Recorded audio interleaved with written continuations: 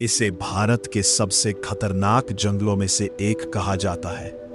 एक ऐसी भूमि जहां नदियां सांपों की तरह बहती हैं, जहां कीचड़ भी जानलेवा हो सकता है और शांत जल के नीचे डायनासोर से भी पुराना एक शिकारी घात लगाए बैठा है। ये है भीतरकनिका राष्ट्रीय उद्यान, मैंग्रोव का एक भुला हुआ साम्राज्य जहां प्रकृति का आज भी राज है।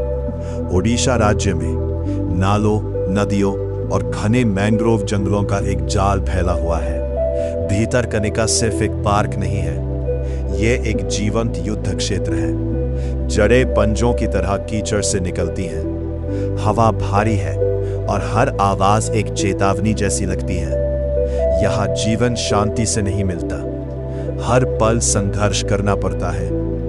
भीतरकनिका भारत में खारे पानी के मगरमच्छों की सबसे बड़ी आबादी का घर है। कुछ मगरमच्छ कार से भी लंबे होते हैं। उनके जबड़े इतने मजबूत होते हैं कि एक ही बार में हड्डी को चूर चूर कर सकते हैं। वे सूखी लकड़ी की तरह तैरते रहते हैं, गतिहीन, अंतिम क्षण तक। लेकिन राजाओं को भी जीवित रहने के लिए संघर्ष करना पड़ता है।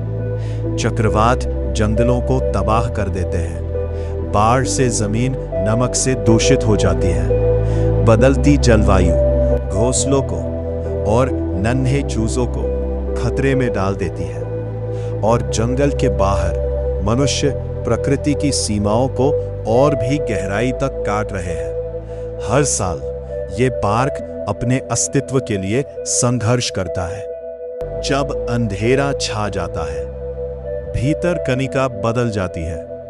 काले पानी में आंखें चमक उठती हैं, शाखाएं बिना हवा के हिलती हैं, खामोशी आवाज से भी भारी हो जाती है। यहां तक कि सबसे ताकतवर जानवर भी रात में छिप जाते हैं, क्योंकि यहां भीतरकनिका खूबसूरत है, लेकिन यहां की खूबसूरती के भी अपने दांत हैं। ये धरती पर उन आखिरी जगहों में से एक है जहां इंसानों का कोई दबदबा नहीं है।